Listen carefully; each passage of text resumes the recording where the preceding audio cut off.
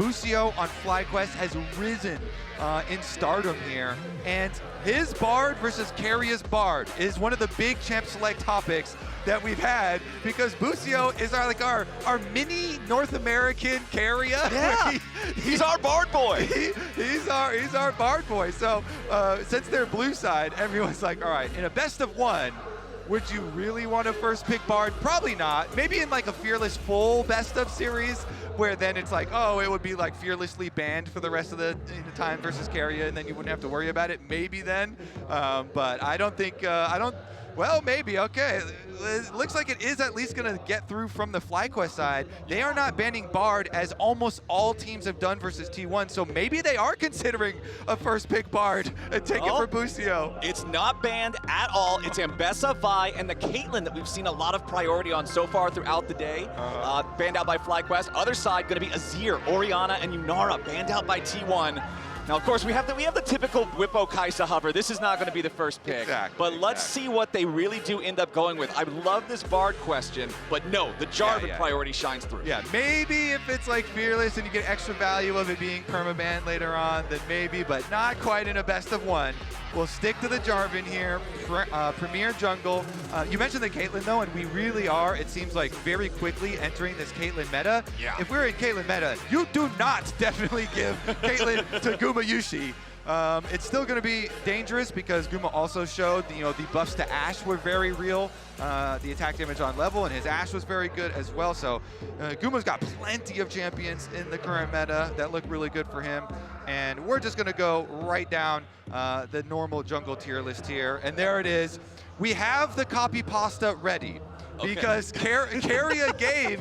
What do you got for Keria gave one of those, quintessential interviews before this matchup. Sheep Esports interviewed him. We'll wait till they lock the Bard in. Okay, but we know they're locked in for Keria. Yeah, we know they're going to. And Keria starts it off so nice. He's like, FlyQuest, they're a very strong team. Their teamwork is really good. They're one of the strong teams. Teams need to watch out for Inspired the most. And then he goes on to say, but if we face them, my Bard is the best in the world. If they let Bard through, Inspired won't be able to step on the Rift. So they let Bard through. Keria has the Bard now. And now Inspired's got to be able to still step on the Rift with Jarvan. They first picked the Jarvan, so... Okay. And we're also going to see the Kai'Sa locked in next to the Jarvan. We know Jarvan for those big explosive engages from a long way away. Who better to follow it up with than the AD carry that's built to dive alongside, and they'll also lock in the Neeko right next to him. And since there is a lot of Caitlyn talk going on right now with all the Caitlyn in the last couple of games, the other really successful one, and one that people already had their eyes on coming into the tournament, were lots of Kai'Sa comps. Kai'Sa is going to be strong. Dive comps are really going to be applicable for a lot of teams, and so FlyQuest are just kind of leveraging that. They banned the Caitlyn themselves, and they're saying we're going to go right into a Kai'Sa comp, and we're going to go right into Gumayusi's Xayah and Keria's Bard.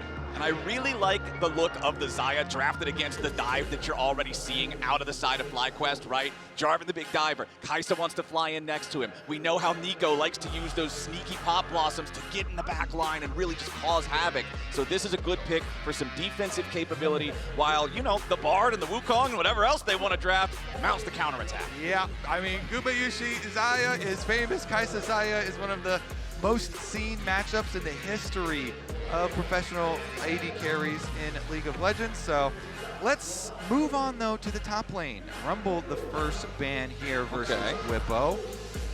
Bwipo's got a wide champion pool though. This man, for those of y'all that have not been watching much in A this year, Bwipo likes to pick a whole lot of different stuff. He's not afraid to play the picks that other people might not lock in. And his other big blind one is the Renekton, another big blind one for him. Of course, he can blind Sion and stuff too. That's been really popular here. So like, those are the kind of ones we're sifting through here, assuming that they will go Faker's champion first, but they could give Faker counter pick as well if they want to. So there's the Renekton. Yeah, there you go. So the other kind of blind pick that you're expecting you're talking about. So maybe Bwipo is just it's like a Sion Bwipo game or something like that. Yeah. Since the Rumble and Renekton bans do come out. Well, we've also got the Aurora banned out here by FlyQuest. They know they still need to look at both solo lanes on the side of T1. Ban out a champion that, could go either one of those lanes. get some extra value out of that. And the last ban will be Faker's Annie. Okay, yeah. Faker had a pretty good Akali game yesterday as well.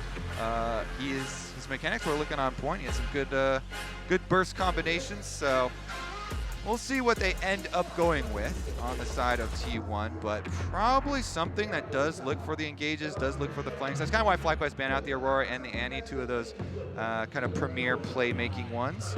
And it is going to be forced upon, Quad to also blind pick here into Faker. They're going to give Faker the full counter pick on red side for T1.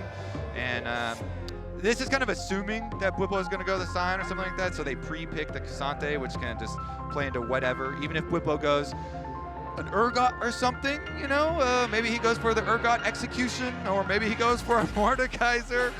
Up there, he will. He does. Okay, the answer to the blind K'Sante is the Mordekaiser for Bwipo. Okay, Bwipo Mordekaiser. Let's see how it turns out this time. And what is Quad going to blind? Quad is basically always control mage. So him blind picking is not like the biggest issue for FlyQuest because they pretty much always have him on the safer. He's farming control mage for mid. Ryze is still up. Ryze is a great choice here for blind. I mean, that's even been first picked by quite a few. So definitely like this one into Faker.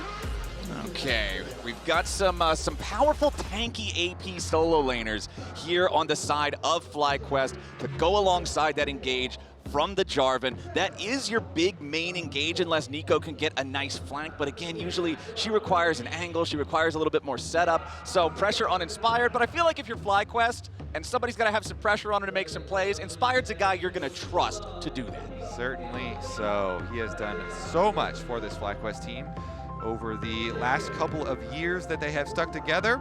And we just get, okay, so Faker did have some big seismic shoves the other day as well with the Taliyah. So maybe he continues with that off of the ramp up. The beginnings of that game were not great for him though, did get into a bit of a deficit. And so we'll see this time around. I mean, we are obviously like super hyped up right now off the previous game, the 100 Thieves ones. But FlyQuest here going into T1, this one is going to be hyped. Don't let the seeds fool you here as well. I was going to say, it's a little bit Don't dishonest. look at those too closely. You come in, you think, all right, we're up against a number 4 seed. Sure, it's no problem. They're only the winningest organization in the history of the game. They're not only the only team with back-to-back Worlds wins, but with 2 different back-to-back Worlds wins. They're not only the team that has the best player to ever play the game in mid, they're also the LCK number 4 seed. Yeah, it's so a easy 1-0 for FlyQuest then, right? Is that what you're saying? It's definitely going to be a challenge here for the FlyQuest side, but for all of us who have been watching North American competition throughout the year, this has been such an exciting team to watch, such an exciting team to follow, and kind of what Raz was talking about back on the desk. They're a team that wants international success. They've come so close twice now, nearly beating Gen G in a best of 5, going all the way to Game 5 at last year's Worlds. Then at this year's MSI, going 5 games against BLG, but again, falling short. Clearly, we're not into the best of 5 stage here at Worlds 2025 since we're just on day 1, but FlyQuest are hungry to prove themselves internationally, and if you want to be the best, you've got to beat the best. And I'll tell you what, Kobe, historically, T1 are the best. And the crowd erupts as usual for T1. Let's see, Keria got barred. I don't think we'll say that a lot this tournament, Flowers. Probably not. So let's get it out of the way now. Keria got barred. It is into Busio. It is into FlyQuest. Let's see what FlyQuest's plan is here because definitely playing with fire. So we do have the Summoner Spellbook on the side of Keria and T1, but not on the side of Busio and FlyQuest. So Busio just going for the extra planing power, the extra little bit of damage there with the Comet compared to the utility that Keria will have throughout the game with the use of the extra summoners. Doesn't look like either side wants to do anything particularly creative here at the level 1, so minions are going to collide and we'll just get straight into laning phase. All right, Quad moving up into the wave here real quick. They did have the vision. Both junglers here starting top sides will be pathing down towards that Bard lane. And Busio and Massu, let's see what they can get done early here with the early push.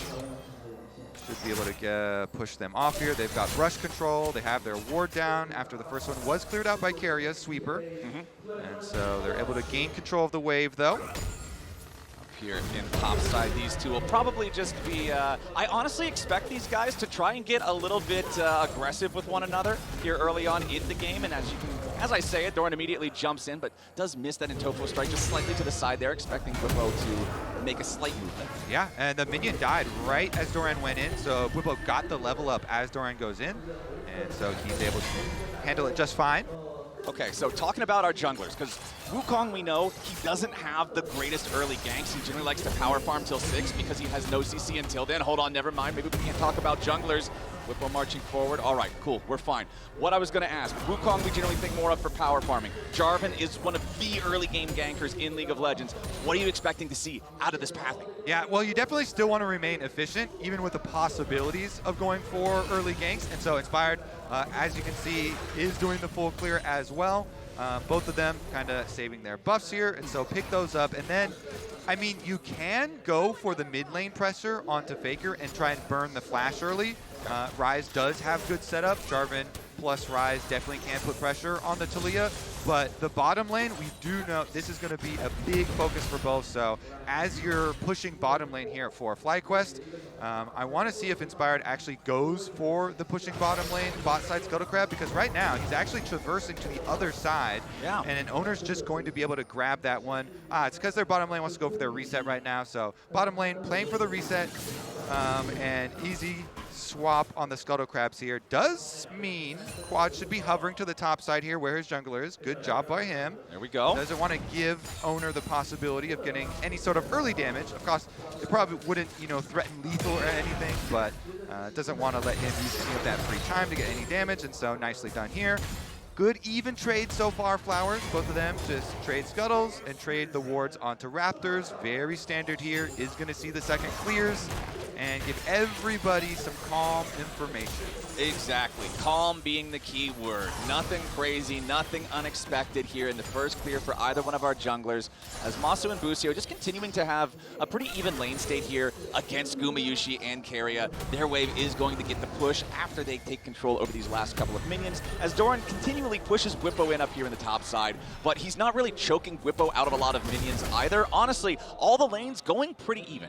Yeah, congratulations to the GOAT, Faker, 300th international game, as you saw there, and doing just fine in the opener. Okay, a little bit of a catch there. Nice tangle barbs from Busio to put some damage onto Gumayusi as they crash the wave into the turret. Now Busio will be able to potentially look to clear out some wards or establish some vision, but no, instead just going to be another recall here. The double recall from Massu and Busio, just to make sure that they can get that purchase in while they've got the crash. And now everybody, rightly so, hypes up Bard roams, but Neeko roams are huge as well. And so off of this early reset, it is going to be lane swaps for both sides. So they're honestly, with the tunnel making up the extra couple of seconds, they're almost identically timed here. Even with the slightly earlier recall for the FlyQuest bottom side, so Magical Journey is good for them. They get out here a couple of seconds. Bwipo even pulls the extra couple minions for Massu here, though, before he goes for his resets. Just leave those right there. So that is going to generate a slow push for FlyQuest. And let's see how they use this, because this is also going to mean the junglers are going to reset up to this side of the map, too. Inspired here. Inspired actually heading out through mid lane, instead of heading back towards the top side immediately. So keeping his options open, while Oner opts for the control ward on Dragon first before going for his delayed recall. And looks like they are just going to continue to keep the pressure. Yeah, early Earth Dragon being #1 here generally dissuades super early Dragon takes just because of the tankiness of that objective compared to other dragons.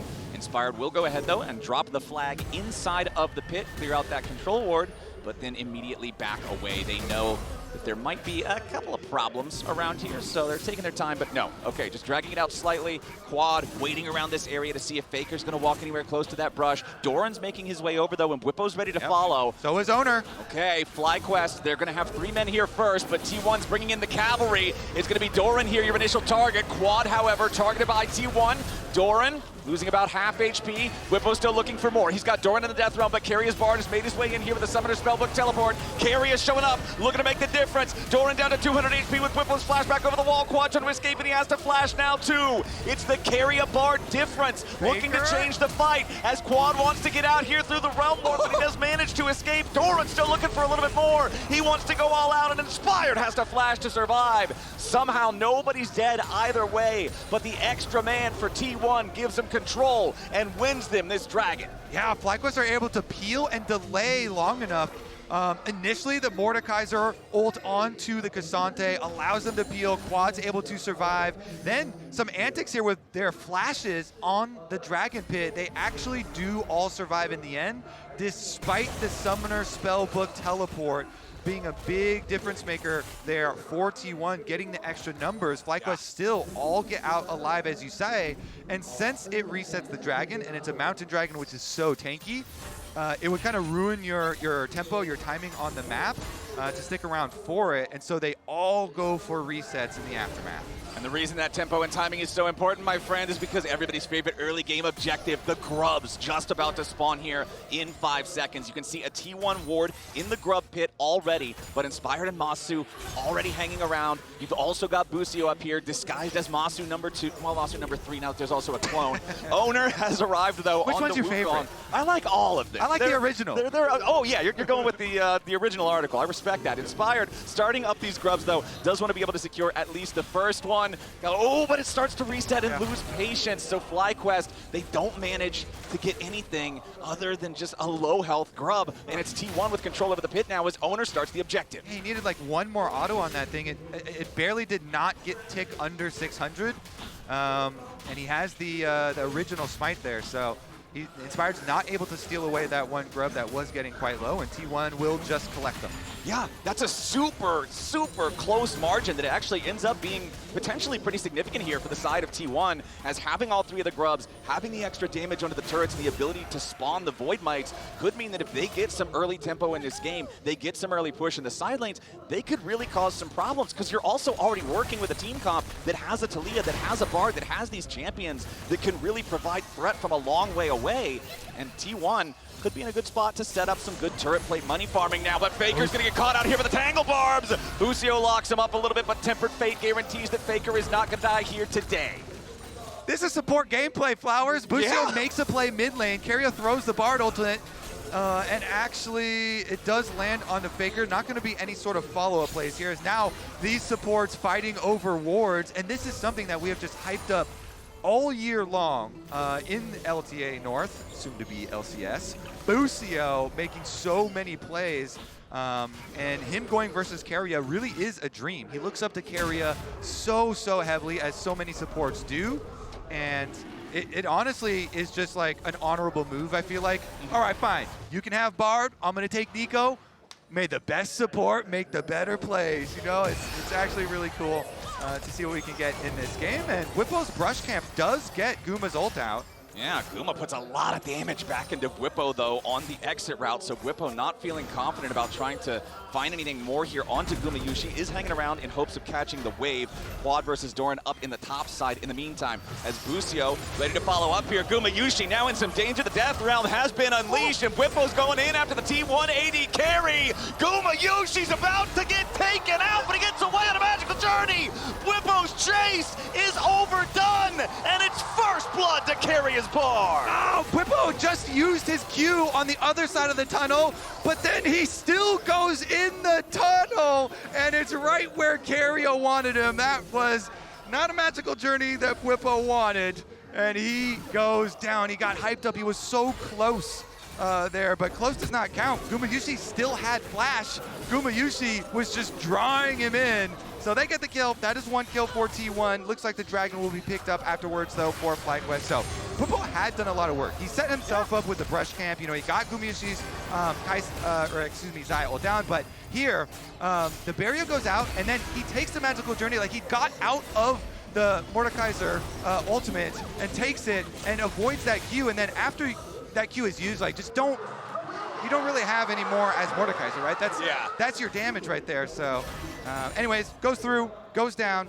And it is 1 kill for Mountain Dragon, though. So Flowers, they do get something afterwards there for FlyQuest.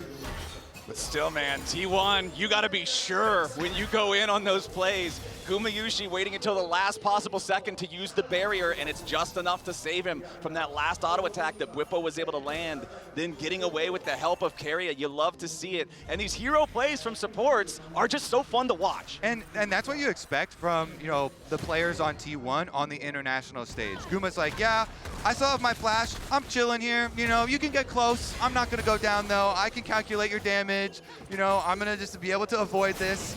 And he does not panic under pressure at all.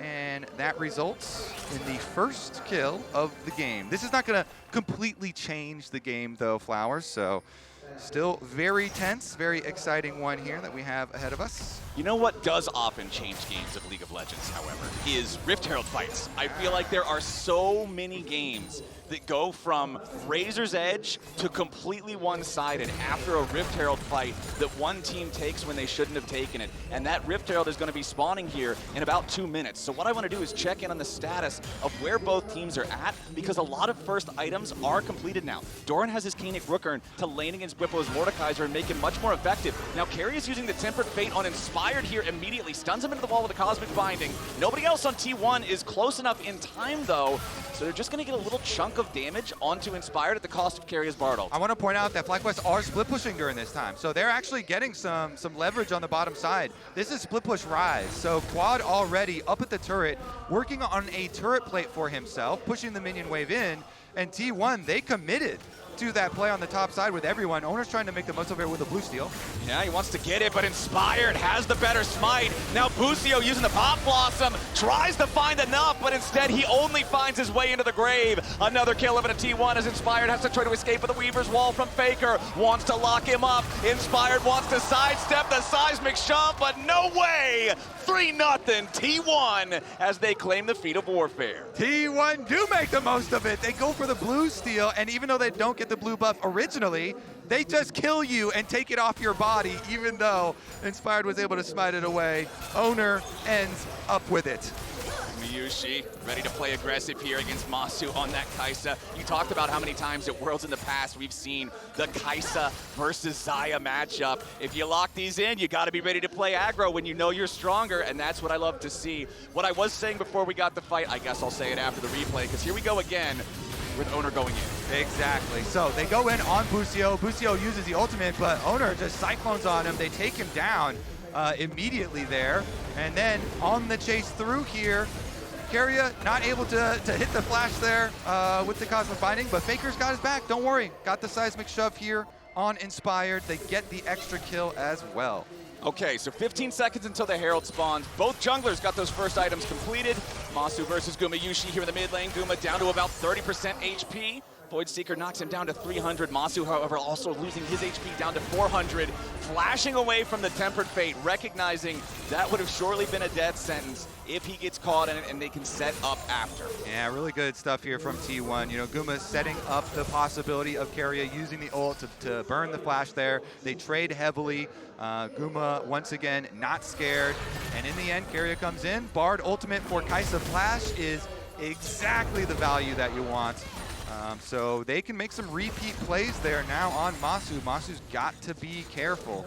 So I want to go back to what you talked about in the draft, because you had the copy pasta from Keria talking about how FlyQuest is a good team, but if I get barred, Inspired's not going to be able to step foot onto the Rift. Well, we are 15 minutes into the game. The Herald is spawned. Yeah, Inspired's doing that right now, but he's 0-1-0. No plays made, while Oner goes for another one down here in the bottom lane, looking to maybe take out Quad, who goes for the Realm Warp to escape. Busio coming up to try to help him, but Keria is also here. Redemption comes down, and Quad is dead. Faker taking a kill on that one as FlyQuest want to try to find something else back. It's Massu moving forward, trying to cut off the escape from Keria and Oner, but they go on a magical journey and they're already getting away. FlyQuest are too slow on the move, and Inspired is caught by Doran as he tries to take the Rift Herald, and that's almost a kill, but Inspired gets away there as the third and Tofo strike won't connect. Now Faker looking for maybe another kill here onto Busio. Bwipo wants to help him. Tangle Barbs won't hit, but the flash into the Death Realm.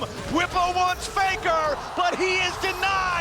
Faker making distance, but ultimately shut down down. Now Oner's gonna try to get away. The Mordekaiser post-death realm is very powerful, but he already used his flash. He cannot catch up. Busio wants to go in for the pop blossom, and he finds it, but he's about to die. Keria and Gumayusi on the approach. Bwipo rooted up under turret. T1 pick up both. It's a 6-1 game. T1 in the scrap come out ahead again. And it all started with a really beautiful dive that they did on quad. They kind of trapped quad, and then Keria played it really well on Bard. He knows he's trying to Realm Warp out, so Keria camps the Realm Warp, and he uses his Spellbook Exhaust first. He does not immediately Cosmic Binding. He uses the Exhaust, waits out the slow, delays so that the rest of T1 can come help with the dive. Meanwhile, though, Doran here. And Doran working hard to defend this tier 1 turret, inspired in quad, wanting to force it down. But they've only got it down to about 10% HP. They can't quite finish the kill. Doran holds the line, again getting backup from his team. T1 is so good at making sure that whoever's going to be under pressure has backup when they need it. And currently, T1 are just outplaying in a lot of these skirmishes. They're just outplaying in some of the scraps that they've had. You know, the jungle, invade on blue on the top side after they re-engaged it, speaking of. Okay, quad being smacked around by Doran here a little bit, does not want to deal with that melee range K'Sante. This is one of the problems with picking the Mordekaiser and the Ryze as the 2 solo lanes when you've already seen K'Sante. The Koenig Rookern first item has so much value, and it just allows Doran to play so aggressively because the enemy mages can't trade back effectively. Exactly, I mean, that is a lot of magic resist stacking here for Doran, so it works well into both of the solo laners, both of the split pushers, as you are saying. Meanwhile, Keria's gonna go up there and lend Doran some extra support. I don't even know if Doran needs it, Kobe. Quad's already down, and that's a kill for the K'Sante. 7-1 for T1. These guys are showing FlyQuest a harsh lesson here in their first game at Worlds. T1's warmed up, like you said. They already got their practice in. They are ready to go. They certainly are. A lot of these skirmishes, a lot of these side lane plays, even with Keria throwing out some of these Cosmic Binding splashes, it doesn't matter. They still find the kill in the end. Oh, Keria's just messing with him at this point. Busio jumping forward, looks for the pop blossom. Meanwhile, down here in the bottom lane, bit of a problem for Bwipo. At least they got the shutdown onto Keria up in the top side at the same time. Bwipo wants to try to get one kill before he comes out of the death realm, but it's not gonna happen. The grasp can't quite find the kill, and that means that Oner survives, and it's more money in the T1 pockets, a 1-for-1 across the map. Yeah, and they're gonna be able to push the wave right after that as well. Although FlyQuest did, in the end, punish Keria having no flash on the Bard, Busio, Super Blast Cone, is able to set it up for Massu and Killer Instinct. That may be a small ray of hope there, Flowers, for FlyQuest. Getting the 1 kill onto Massu, getting some money here into the Kai'Sa. I mean, this is a dive composition with the Jarvan, with the Neeko, and the Kai'Sa, so maybe they can do some like side lane plays. After all, maybe they can make some picks to follow up. It is 2-item power spike for Massu. Having the Kraken Slayer, the Ginsu's very powerful together. Speaking of 2-item power spikes, yes, both of the items are fully built, but they're not both fully complete for quad. Still needs 3 more stacks in the Rod of Ages, but does have the fully evolved Seraphs, so the Ryze is getting pretty powerful himself. Faker's Taliyah, however, still ahead in gold, 2-1-3 on that pick. Still deathless for Oner on the Wukong here too, doing very well into this Jarvan that, remember, was first picked for the side of FlyQuest and inspired the playmaker, right? The player of the year in the LTA. 0-1-0 on the Jarvan, has not been able to find those angles, not been able to find those plays in these first 20 minutes of gameplay. Yeah, I think a lot of them have been just team pressure from T1 and outperforming in the skirmishes, and now it's resulted in all 3 of these outer towers down, Flowers, so there's not a lot of room to work with for FlyQuest. The map is quickly going under T1 control. All right, T1 trying to force their way further into the enemy jungle, but the Realm Warp into the immediate pop blossom. It finds Oner, but nobody else. Now Gumayusi under a little bit of pressure here on the side. Inspired goes into the Cataclysm, but Busio's first to die. Oner still trying to get away. Flashes into the rush to buy a little bit more time, but Acathian Rain gets him. T1 still got more men. Quad in the middle of everybody, and he's cut down by the blades of Gumayusi. Bwipo's in the death realm for a little bit longer. He'll take out Keria, but what about afterwards? There's no way to survive a triple kill for Guma, and T1 team fighting takes them down. Massu's still here, but the rest Not of for long. The rest of T1 are going for the Otacon, Massu going for the execute. Yeah, Or getting for the escape. Yeah, maybe he can get away, He's actually. good. All right. Well, as long as he doesn't greedy recall, and get stuck somewhere. Yeah, he's chilling. Meanwhile, the Otacon, as you can see, being taken by a Faker and Guma. It is a little dicey, but you can avoid those spells pretty easily. Just stick in towards the center. Oh, you can hear the reaction from the crowd. It was close to Doran nearly finding Massu on the escape there. But that is Otacon secured for T1 after this team fight that kind of went a little bit crazy. Okay, so FlyQuest aside, you know what? This is our moment to try and make a counterplay. They have overcommitted into our jungle. Let's Realm Warp. We try and do Realm Warp Neeko ultimate. It does catch Oner, but that's it.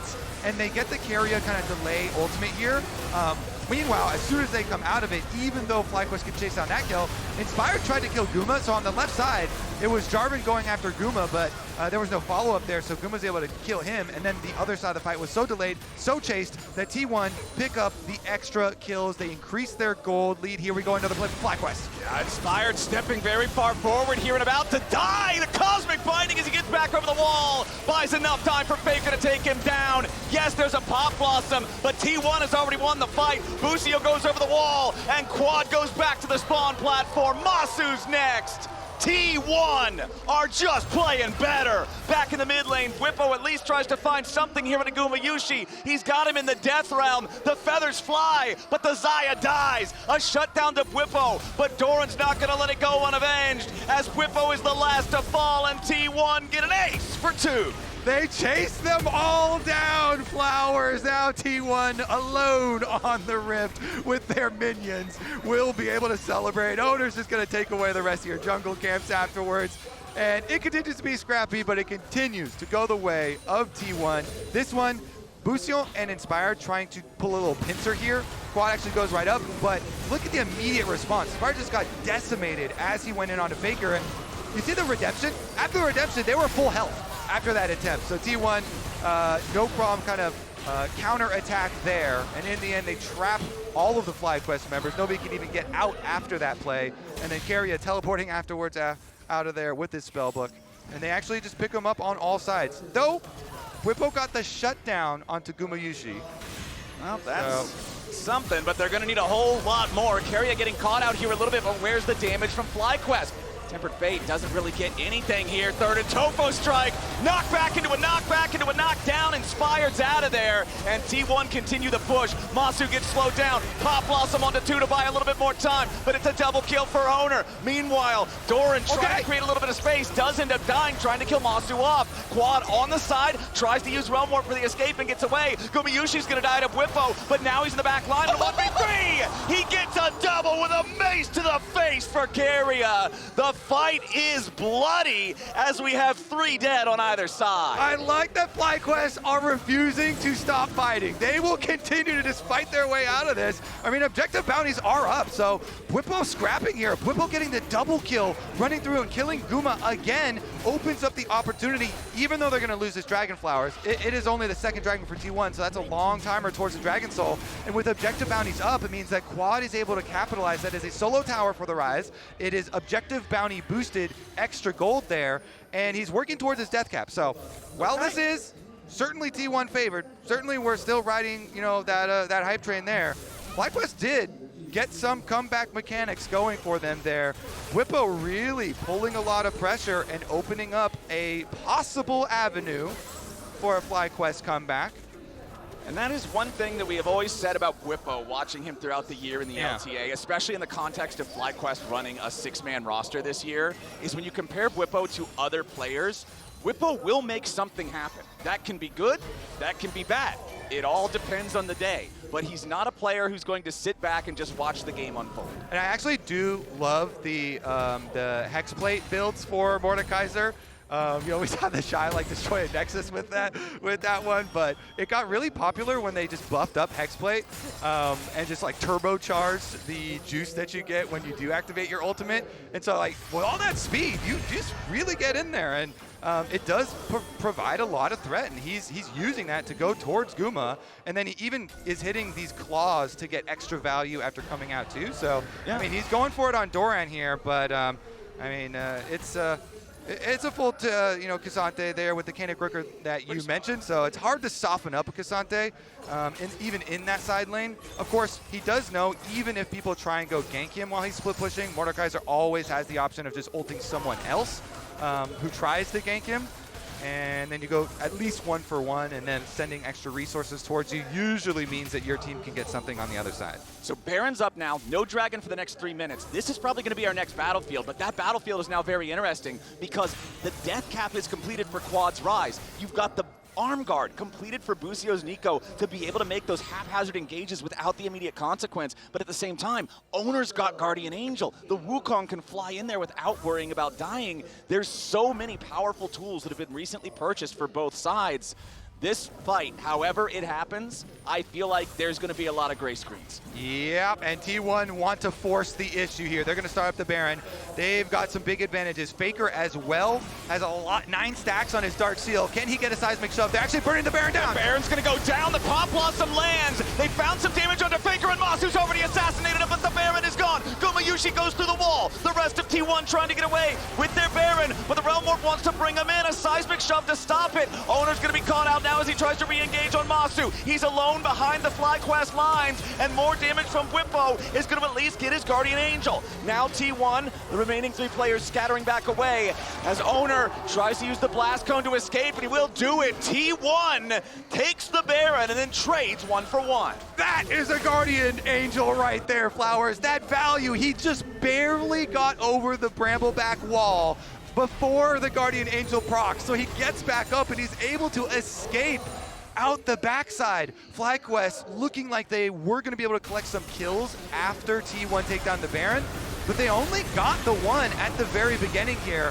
It is onto Faker, so it does cut down on some of the stacks, but the escape enabled by this magical journey. Guma's able to flash into the magical journey. Oner takes it out as well, and then the Realm Warp threat here, they do go for the Bard ultimate from Keria because of that one, and then Oner, even though he does get Mordekaiser ult positioned right against the wall, just barely clones over, and then he escaped, as you know, in the end, which results in T1 with the Baron buff, so a lot of pushing power left for them, and with all that extra gold from Baron now too, feels way more solid for T1.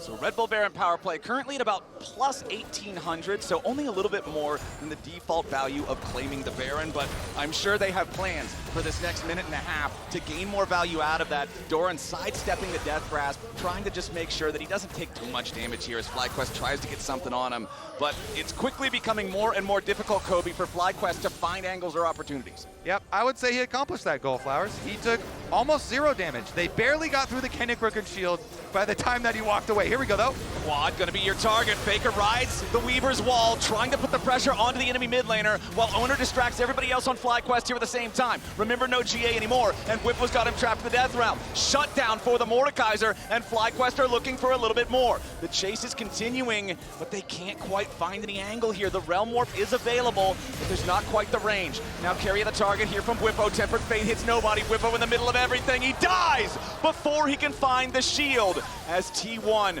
trade 1 back. Now another seismic shove, not gonna hit Inspired with that one. Massu looking for an opportunity to fire off here with a Kai'Sa, but he cannot get close. It's so dangerous up against Faker's Taliyah. That was great from Keria, just using his own body to create that play. He knows Mordekaiser ult just was used to kill off Oner, and so he goes in and he actually makes it a 1-for-1, allowing T1 to answer. But now, the Dragon. Okay.